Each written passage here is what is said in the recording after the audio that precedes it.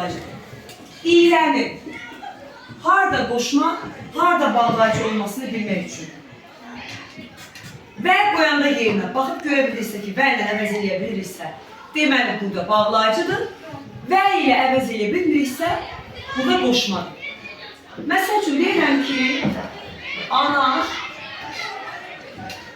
dostları ilə gəzintiyə getdi. Görək burada ilə bağlayıcıdır yoxsa qoşmadır. Yerinə və qoya bilirəm, baxaq görək. Ana dostları və gəzintiyə getdi. Deyə bilirəm. Ana dostları və gəzintiyə getdi. Deyə bilirəm. Deməli, burada nədir? Qoşma. Sadəcə sözə qoşulub ki, cümləni bir... Yəni, ana dostları gəzintiyə getdi deyə...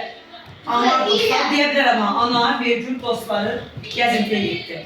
Amma burada vergül yoxdur. Ana dostları iyləni ortaya qoşmayıb, qoşma olur. Məsələn, ona başqa cür deyirəm ki, məsələn, kitabımızda verdiyi nümunəyə baxaq. Deyirəm ki, Mübariz ilə Fərid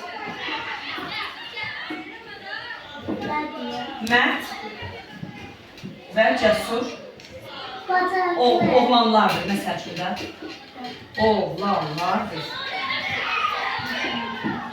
Mübariz ilə Fərdin ortasına və qoya bilirəm. Və yerləşdirə bilirəm. Mübariz ilə Fərid, Mərd və Cəsur oğlanlardır. Və çox işləndir cümlənin içində. Fərq etmir, mən yenə ilərin birdən. Vəni əlavə edə bilirəm. Və ilə əvəz edə bilirəm. Mübariz ilə Fərdin yerə deyirəm ki, Mübariz ilə Fərid, Mərd və Cəsur oğlanlardır. Burada heç və olmazdı deyərdim. Mərd, Cəsur oğlanlardır.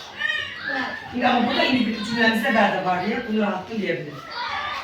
İylərin yerinə və qoya bildim. Yəni, bənlə əvəz edə bildim. Mübariz və Fərid, Mərd və Cəsur oğlanlardır. Əvəz edə bildim deyə deməli, burada iylə nə oldu? Bağlayıcı. Gördünüz? Bağlayıcı olmasıyla, qoşma olmasını fərqini edə bilirik. Yerlərini və əvəz eləməkdir iylərin yerinə və qoş yoxlamaqda. Cümləmizə uyğun gəlirsə, yerlə və qoya bilərsə bağlayıcıdır. İylə yox, iyləni və ilə əvəz elə bilmirsə deməli orada nədir? Qoşmadır. Bu qədər bəsit.